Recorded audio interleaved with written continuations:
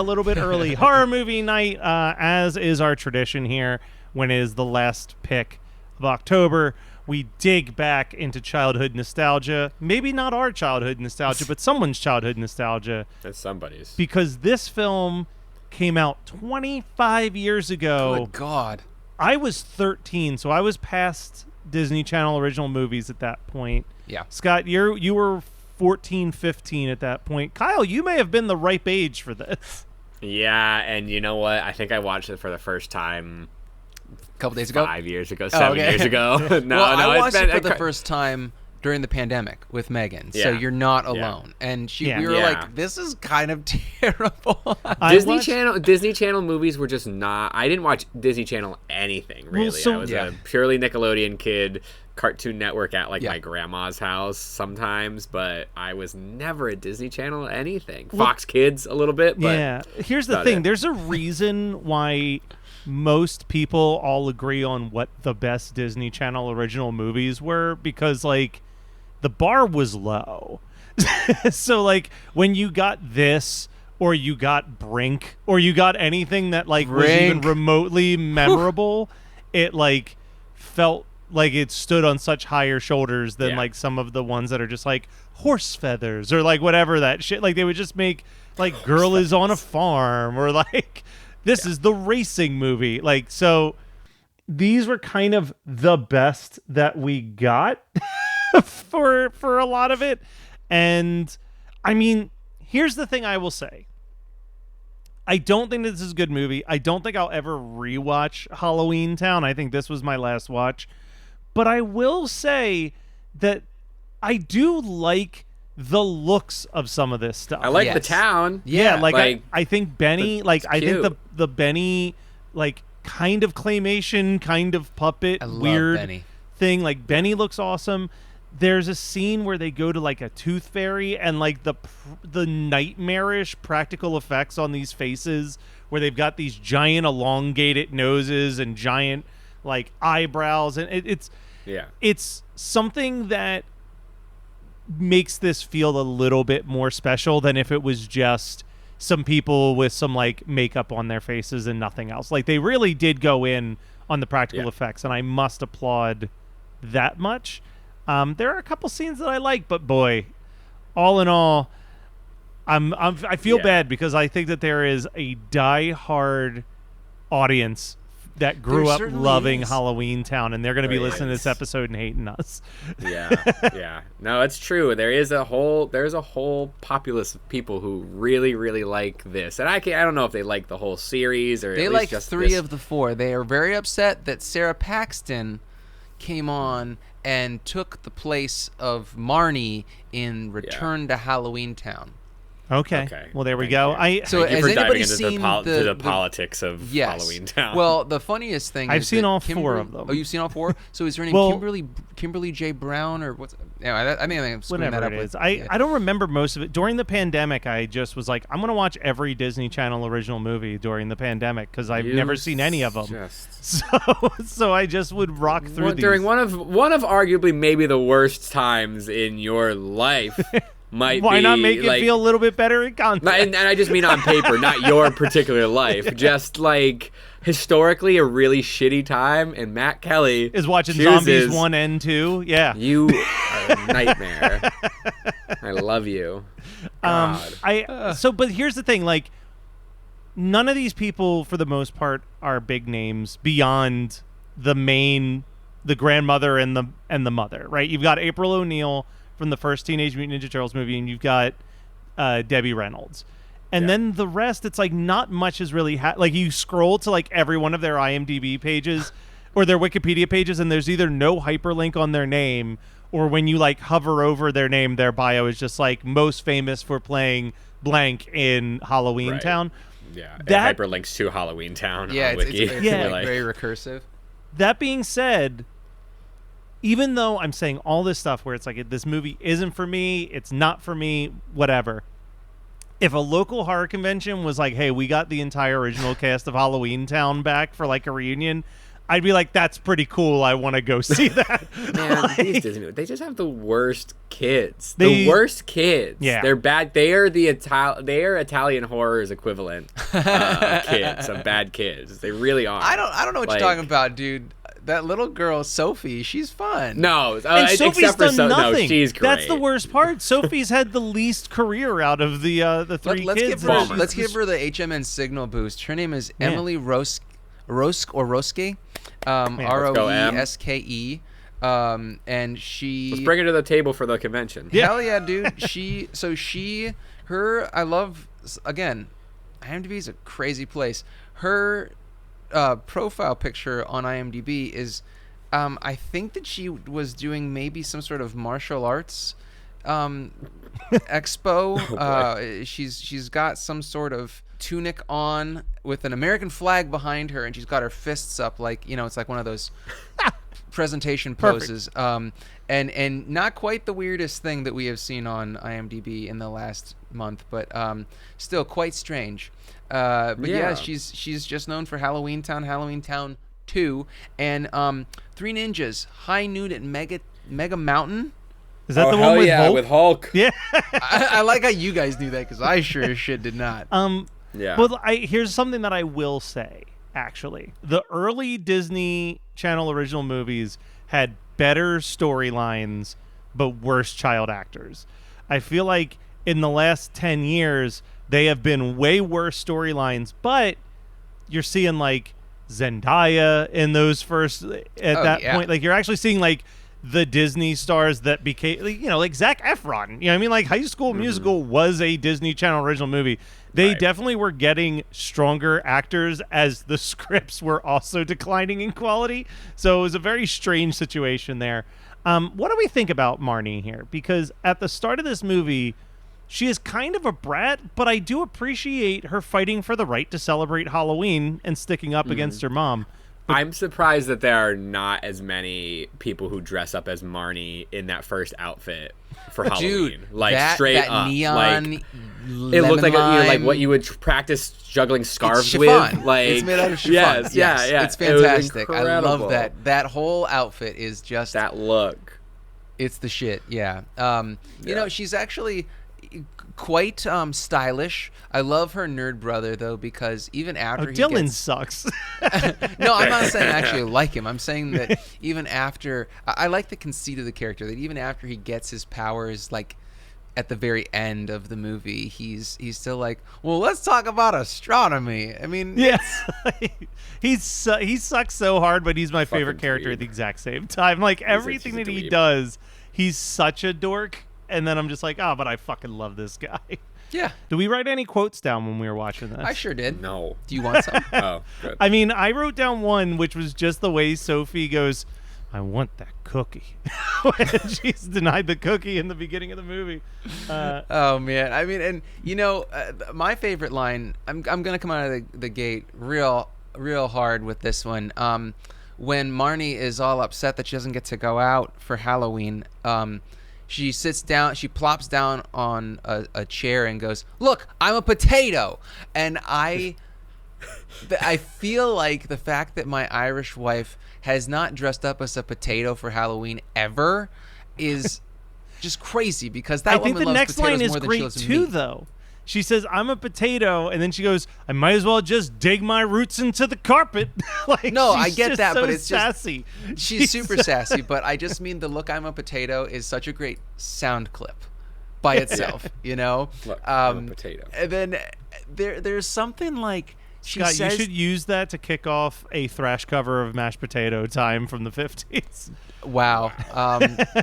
Add it to the fucking list, man. You're just like every week. You're like, hey, Scott, you should do this. And I'm thinking to myself, good God. God, he's right. Great. No, they're great ideas. It's just, where am I going to find the time? Could you imagine doing an all thrash metal album of you just covering novelty dances from the 60s? You're just doing like The Roach.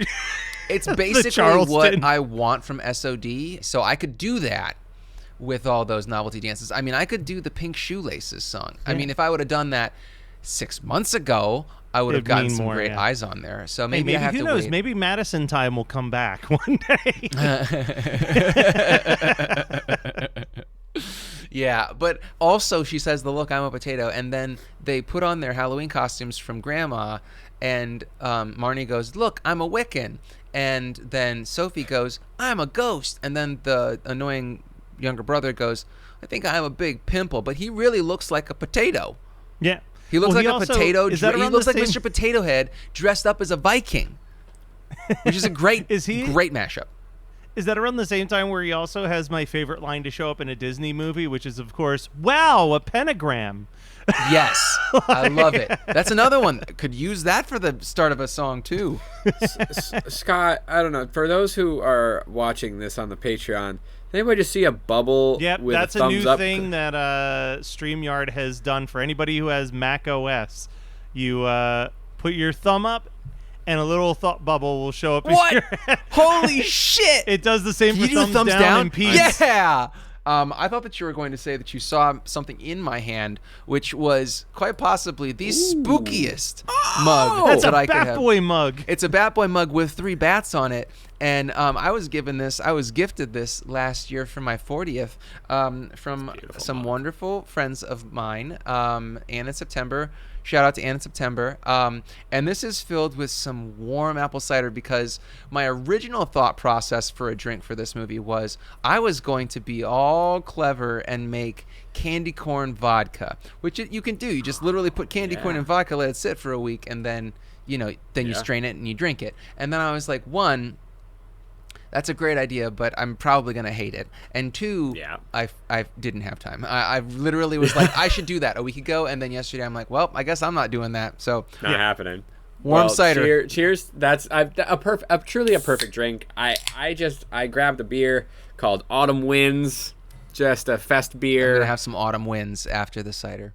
Oh, guys, speaking of apple stuff, Megan and she found this recipe for making homemade, basically like the brown sugar cinnamon Pop-Tarts. Okay. But but the center is like apples, brown sugar, cinnamon, and like some vegan butter or whatever. We veganized it. Hell yeah. Holy hell, guys! Like if we were doing a snack with this, because like it's a kids movie, and you need a snack for kids, or else they'll their blood sugar and all that. I can't sit. Yeah. That's what I would pick because those things were so good, and the thumbs up is just gonna. I'm actually gonna stop looking at myself and trying to keep my hands down because I cannot stand it. I normally don't have a So drink for these movies, and today's no different. But if I did have a drink with me, I would actually promote what I had from Starbucks today, which is that I get a chai tea every day, but my barista has been experimenting with a new flavor that I really like, which she calls her apple pie chai, which is a normal chai tea, but with a couple pumps of apple brown sugar and cinnamon and caramel flavor. And boy, howdy, does it taste exactly like an apple pie when I take a sip from it.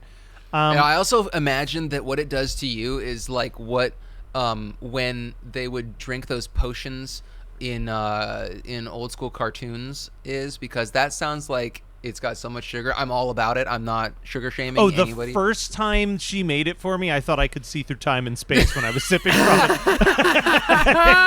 it. It's like that black stuff and John dies at the end. Yeah, that, it was just like my gives eyes you were suddenly superpowers. dilated, and I was like, this is too much. No, it's what's that movie with the it unlocks the other 90% of your brain, I was just gonna say Train Spotting. or it could be heroin. Okay, man. There's 2 things that I want to shout out that really, really worked for me in this movie. One is a quote. I guess it's technically a character. We threw a lot of praise at Benny. I also want to throw a lot of praise at the overweight ghost getting a steam that has like a 1930s accent. Because he has a phenomenal line. Transatlantic accent. When the youngest sister is running around going, whoo, as a ghost. And he goes, yeah, I get it. I don't appreciate that type of stereotype. Just because you can see through me doesn't mean I don't have feelings. Yeah, that is such a Matt Kelly line. When Matt Kelly does his debut EP with all breakdowns, that's going to be the intro to your first song right there.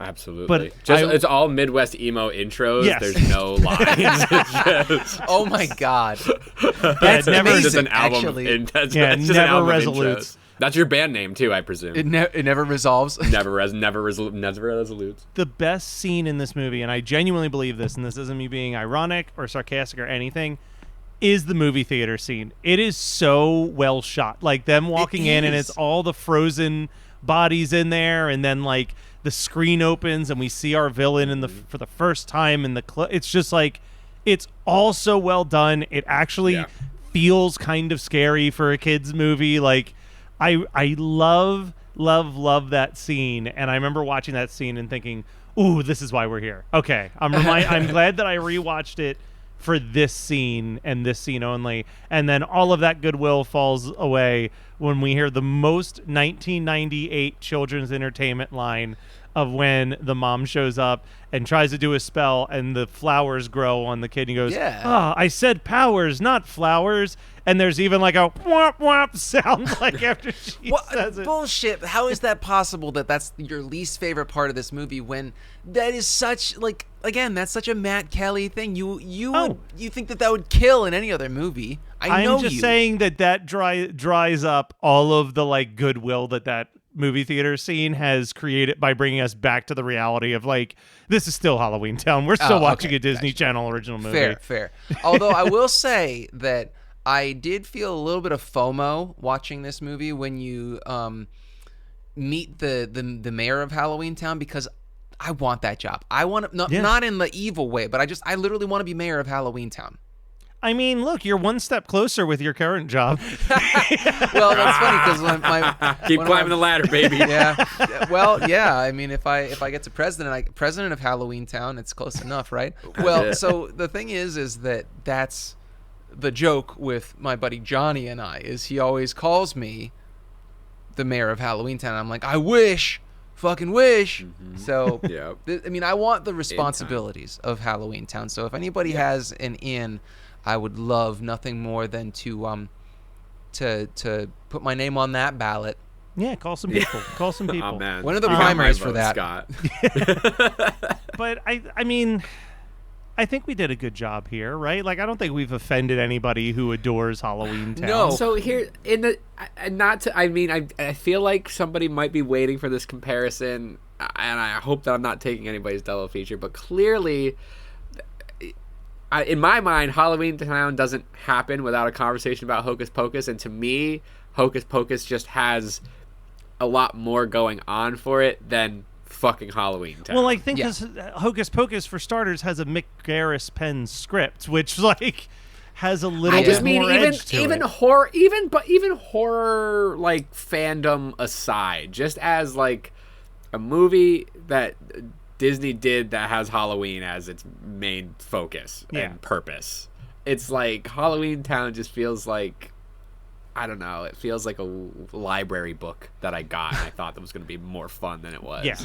This is like, Mom, can we get Hocus Pocus? We have Hocus Pocus at home. And exactly. It's a little bit. I know that might be offensive to some people, and I apologize. I don't really care for Hocus Pocus that much either, if that makes you feel better. No, I mean, look, Dylan Dylan from Christmas 365 has said many times that he is over Hocus Pocus, not in the sense that he thinks it's a bad movie, but he's like, when Freeform is literally playing it for 31 straight days, like, there's other shit. Like, you could play Paranorman. Plenty. You could play Halloweentown. Like, there's many other kids' films that you could be playing at this time of the year besides Hocus Pocus. But I still love Hocus Pocus, man. I can't shit on that movie. It's great. Shouldn't have came out in mid-July, but... Well, it's because they wanted to get it on VHS by the time Halloween October, hit. Yeah. And also, who is talking shit about Haunted Mansion coming out in the middle of the summer? Same situation, though. They did it. I knew that was why they were doing it. They were doing it for two reasons. Now, I mean, one, it wasn't going to show up on streaming services like D+ or whatever until now. But also, they had to re-up the fucking attraction or the attractions. Yeah. So they were going to release it in the summer so that it was ready for when they were doing, whatever they call it, at Disney. Mickey's Not So Scary Halloween Party. Or exactly. That's so catchy. It rolls right off the tongue. But this is the thing that drives me nuts with like and this is where any major studio is just full of fucking idiots, is it's like, that's fine. If that's what your game plan is, fucking own it. But then don't complain that it underperforms because the clearly Halloween movie that you've made and released in the middle of summer didn't perform as well as you thought it would at the box office. When it's like, no one's in the mood for a Disney Halloween movie in July 4th. Like, I also feel like they just didn't, there was no love given to it. And it's like, all anybody who gives a shit about the Haunted Mansion wants is for somebody to make a Haunted Mansion movie that is for them, not for the general, and if you do that, then you win. Mm-hmm. Well, and that's, but it's not just, it's like, it is niche, but by doing that and respecting it, I think that you can still make a bigger, better movie. I mean, Pirates of the Caribbean is a little bit like that, but like, even though it's still like this epic scale. But here's the curse of the pirates, the curse of the Black Pearl, even. But like, no one loved the pirates on that level. You know what I mean? No. So it's like, it's similar to when Marvel does something like Guardians of the Galaxy and it's unexpectedly a hit because no one gave a shit about Guardians of the Galaxy. So it's like this went above everybody's expectations. But then I feel like because Guardians was such a massive unexpected hit, now they're like trying to make Ant-Man the Guardians of the Galaxy. Like they're trying to turn all of these other characters into Guardians movies in the sense that like, even if the Guardians didn't show up in it, Quantumania and like Ragnarok and like all of these other movies feel way more like they're in line with the Guardians of the Galaxy universe than like the previously established MCU universe. And I think that that's what happened with like Pirates being this unexpected hit, is it was like, well, we got to make it like Pirates. And it's like, no, Pirates worked as an action comedy because that fits with the ride. Go in on the horror. And I'm not saying make an R-rated movie, but at least make a PG-13 movie or like like a PG movie that feels like it's just on that line and like have fun with it. I will say that this one, I haven't seen the new one yet, but just from the trailers, it looks like they at least included way more of what happens in the ride than the Eddie Murphy movie did. Which I appreciate. Man, I think that we watched... Muppets Haunted Mansion's the best. Muppets Haunted Mansion is so flawless. It's so good. I feel like that's such a cold take, though. Like, we really everyone have agrees. three options. No, everybody feels that way. Yeah. Everybody feels that way. Meanwhile, in New Jersey... So, Marissa, what talking points do you want to hit on in this week's episode? Well, Jackie, let's talk about how the film addresses the patriarchy. Ooh, and representation of marginalized people. Ooh, and even philosophical ramifications of good versus evil in horror. We can point out the triangle boobs, talk about the blood splatter, and the practical effects. And also the male gaze. My gaze at the males. Hi-yo! From feminism to fangirling, the Jersey Ghouls cover all the bases of horror from a woman's perspective. New episodes are uploaded every other Sunday. Just search Jersey Ghouls to find us on social media and your favorite podcasting app. Let's dive into some double features, guys. This was kind of everybody's pick, so who thinks they have the best double feature and wants to go first? I think that I have the best double feature, so I want to go last. Okay, then I'll go first. I picked the first act of Nightmare Before Christmas. Oh, you mean the only part of that movie that I care about? There you go. I had to explain. So I was at the gym, and my trainer is much younger than me, and I had said that I like spooky music, and so she put on this. She picked a Spotify playlist or created one or something like that. She let it create it based on. Sorry, Matt. Spooky music, and Dead Man's Party came on, and I was like, "Oh, this is Danny Elfman, so good." And she was like, "Who?" And I went, "Oh, you don't know who Danny Elfman is? Oh man, he did all the music for all the Tim Burton movies, like Nightmare Before Christmas." And she was like, "Oh, okay." And I was like, "Man, how is it that now I understand that movie is 30 years old this year, right?" Yeah. But at the same time, I'm like, damn. Is there really a generation now that has not gotten their fill of Nightmare Before Christmas? I think it's possible. I think that there's a generation of people who can't acknowledge that it's only 2/3 of a good movie. Like the second... Now that's a hot take, right? The second that Jack Skeleton takes off into the sky and it turns into a Christmas movie, it kind of sucks. The songs are way worse. Holy crap. Yeah. Matt... I've felt that there has been this ocean building between us, where I thought that you loved Christmas more than Halloween, and you just brought us right back. There is a little dribble between us, and it might just be pee. I love Christmas equally to Halloween, but I can admit that the Christmas part of Nightmare Before Christmas is the worst part of Nightmare Before Christmas. I'm going to ignore what you said after I started talking. Before you said that you accept that the last third of the movie is make not the good. Scott edit of the podcast episode. The Scott edit. The Scott cut. Well, my choice was Nightmare Before Christmas. You can take the other 2/3. No, I'm not gonna do that now. So now it's Mr. Boogedy. Fuck all y'all. Ooh, nice. Yeah. Now, and I'm going like really hard left turn here, wrong turn if you may. I'm gonna go with Trick or Treat because I feel like that's a kids R-rated movie. It's kind of like it's really brutal. Like, I'm not saying that kids should be watching it, but it feels to me like kids have been now, like, let's just ignore the fact that movie's like 15 years old at this point. But let's just say that movie was like relatively new, you know, and we have like 14-year-olds that are like totally into it. I feel like that's what the Monster Squad was probably like for kids in '88. So you know, like like Monster Squad was like scary enough that it was kind of a little bit beyond kids level, and I feel like Trick or Treat is like way beyond kids level. Don't get me wrong, but I just mean that if you start with Halloweentown and then you take the vibe of Halloweentown, I feel like you could get a fun night out of it by watching Trick or Treat. That's good.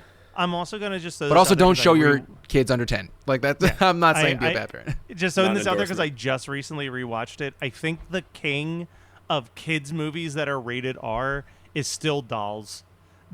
Like, every element of the pacing of Dolls feels like a kids movie except for all of the gore when the dolls are killing people. Yeah, I gotta agree with you that Dolls could even work as a double feature with Halloween.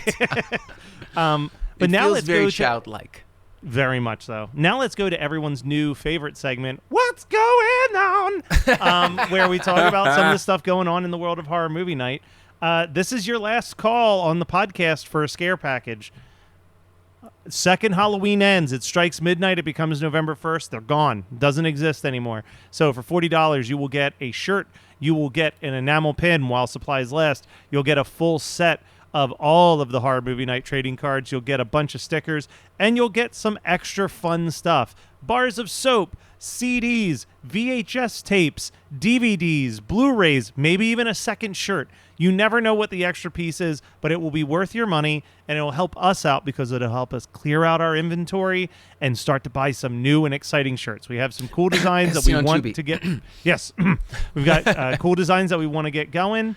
And this is a great way to help us out. So last call on the podcast to go get some scare packages. I also want to throw this out there.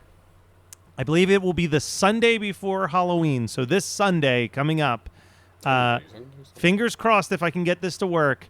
Sunday night, I might go live on Geekscape's YouTube and Twitch channel and just live stream myself playing Zombies Ate My Neighbors for a little bit. Fun. So if I can make it work, I haven't tested out the equipment yet, but I think I can make this work. So if I'm correct, stay tuned for that. Just subscribe to the Geekscape stuff. And Scott, I think you have some pretty exciting musical news on your end as well. I do. As of recording, the plan for this is that my old death metal band, Ichabod Crane, is back. We've been working for a year to get to this point. But it's a lot of it's long distance because Johnny, the guy I mentioned, one of my best friends, he lives pretty far away. So it's been a lot of postal service type stuff that we've been doing. But we're finally releasing 2 new singles, a cover of AFI's Fall Children, but in our style. And I'm very, very happy with the way that came out. And then the B-side is a new original song called To That Which We Are Bound, which is kind of to give a taste of what we're doing because we're writing a record. So it's some old faces, some new faces. The direction is kind of where it should have always been aiming. Very, very happy with the personnel. Love writing music with friends. You know, it's something I haven't done in a very long time. I've been doing music alone for a very, very long time at this point. But so that'll be out. What we're doing is a staggered release. The AFI cover should be out week of Halloween. So before this comes out.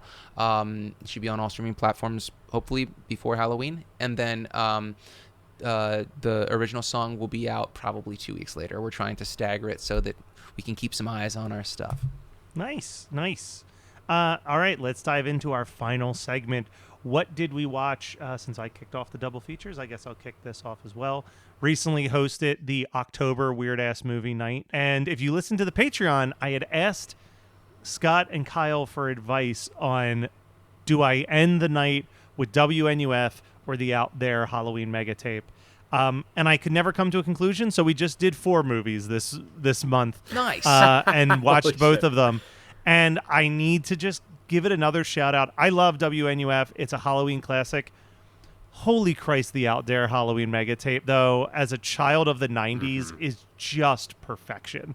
Like, it hits so many right notes. Like, I think it took a while for the people watching to kind of understand what WNUF was a little bit, because it is a weird thing to get into. But man, that Ivy Sparks stuff is just like absolutely nice. Be nice. It's like perfection. The commercials are perfect. The line that we just kept yelling, which is so stupid, is the commercial for the fryer chicken, where it's like, we even have boneless wings, and the skeleton just pops up. It's like, boneless. Like, it's in those dumb little things, but it captures so many things that I forget I had in the 90s. Like, not that I physically owned, but like commercials that aired that I'm like, man, there really were just these weird fucking commercials for this shit. That like super duper water shooter. I mean, the super duper water shooters, the scare hotline, like just like the random perfume ads that are like way too overly artistic. Like the anti marijuana ad fucking kills me too. It's like La Martina just knocked that thing so out of the park. So I want to, just before Halloween, why not give one more push? Hey, go on his website, buy yourself a copy, and watch it on October 31st. I thought I wasn't going to be able to get the WNUF special because I knew that they did a small release of it on Blu-ray, and I totally thought it sold out. I misread, and then the slipcover sold out, and they had other standard editions. So the Blu-ray is on the site as far as I know, and I finally ordered one so I can watch it because I've only seen Out There. Yeah. I've not seen the original. Oh, WNUF will blow your fucking mind then. I'm excited. You should watch WNUF and then rewatch Out There because the amount of subtle references to WNUF. Like, there's like in your face ones, but there's like super subtle ones that you're like, watching them back to back, I really caught so much more. But all right, Kyle, how about you? What did you watch this week? So I'm actually going to talk about an album that I've been fucking obsessed with, which is Tyler Childers' "Rustin' in the Rain." So Tyler Childers is a Americana country artist. He like really he's really like he's a country crooner. At least he is on this album. It's fucking unreal. So he does a Chris Christopherson cover, Help Me Make It Through the Night, which is like gorgeous. And then he also covers like even more recent artists. There's a cover of an S.G. Goodman song for those who are kind of in that scene. S.G. Goodman's an incredible country singer-songwriter, but Matt, you said time and space earlier in the episode. The song's called Space and Time, and it ends the album, and it's this beautiful love ballad of just like not wanting to leave this world without saying I love you. It's like this. I was blown away, and I mean the dude's been around for a while. He has a lot of albums, but and he's like a very like humble country crooner. Again, like kind of just having doing a Christopherson cover makes a lot of sense. Rustin' in the Rain, the title track, is very like Hank Williams, like just it's very cool. And for other people, Margot Price does some vocals on here too, who is like, in my eyes, and actually Josh from Fright School mentioned that her most recent album is like a long lost Tom Petty album. So there's this crossover stuff that's happening genre wise, but also like really roots based on this album. And it's short. It's like 7 songs, but it's fantastic. I can't stop listening to it. I've been playing it a lot for my son, who his sort of he's shown interest in music. Like, he really likes the band. He loves Up on Cripple Creek. Like, he won't get enough of that song. He loves Tanya Tucker's Delta Dawn. Such a good song. Before I got down here, we watched 3 live versions of it. One from Farm Aid, one from like a CMT thing, and then the other one where he calls it the one with all the ladies, which is like Brandi Carlile and Trisha Yearwood, and it's like at like a CMT awards. So like when he sees the thumbnail, he wants to watch the one with all the ladies. Ooh, he's one of us. So I've just been listening to that album nonstop. And I actually still on my 2-listen playlist some of the stuff that we talked about. But I have a whole lineup of stuff on my 2-listen playlist. But I can't stop listening to that album. I just threw it's some crazy of his good stuff on my my big ass play. I just have a playlist for the year 2023, and I just throw a bunch of stuff on it. And then once I get tired of hearing a specific song too many times, I'll delete it off the list. Yeah, I'm halfway through that Kesha album. Dude, you're right. You're right. It's really good. It's really like, it's good. Provocative and like really good and really well produced. Yeah, so, Rick Rubin, baby. All right, Scott, take us home. What did you watch, read, listen to, etc.? So, is it okay that I say that I watched VHS 85? I think it's okay to say that. Okay Did you enjoy VHS 85? It was fine. I liked it better than the last one. Was that 99 or whatever? I think whatever the one that just recently came out, which I believe is VHS 85, it's 85, they were talking. Yes. They were talking about that on Colors in the Dark. Colors in the Dark. Or, yeah. Yes, and I think Elric said, "Oh, I think this is the strongest one that they've made in years." Like he was like, it has probably the most consistently good segments, and it actually feels like it really leans into the year that it's assigned as well. It feels like that, and I liked the way that they did a couple. They did kind of like, so obviously there's always a wraparound story because it's an anthology, but it's almost like there are 2 wraparound stories, but they're kind of like interwoven stories. It's real cool. I think that they did a great job. It felt like they had great concepts. This is such a silly thing for me to be nitpicky about, but I thought that there was a lot of gun violence in it, which I didn't love. It just felt like it was gratuitous. But it does make sense for 85. Sure, it also makes sense for 2023, but yeah, true. But it just felt like it was so integral to the to almost all the stories, all of them except for one, I want to say. But I mean, I really liked the I guess you would call it the 7 story.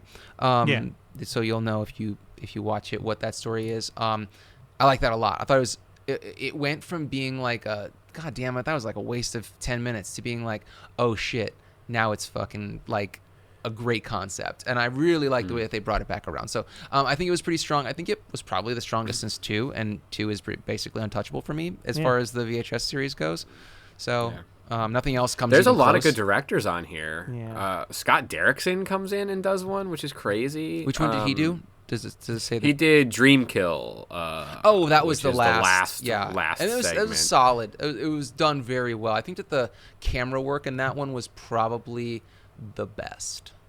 Yeah. Becca said something which I kind of agree with, and especially coming off of our conversation about Chris LaMartina, where she's like, I don't think the VHS movies need these wraparound stories trying to tell us why we're watching these tapes anymore. Not. And it's like watching like how Chris LaMartina did like Out There Halloween mega tape, where you just accept that it's a VHS tape that has 2 different specials spliced onto it. Like I don't understand why you can't just be like, hey, here's a bunch of short really films that take place. Like I really think that of the 4 or 5 that they've done, I think there are 5 VHSs now.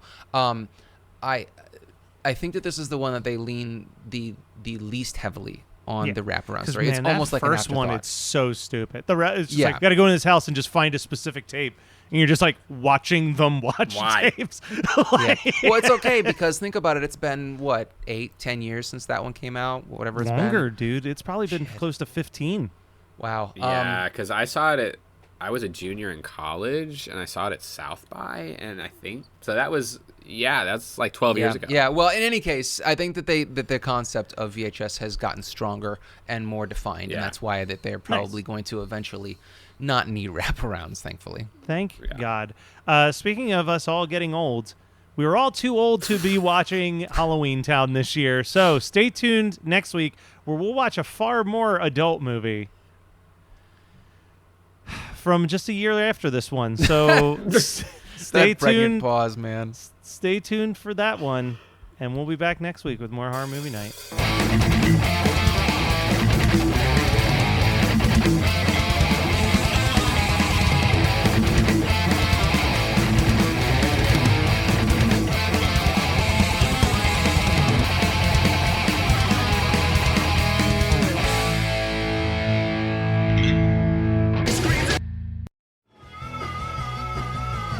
You're listening to the Geekscape Network.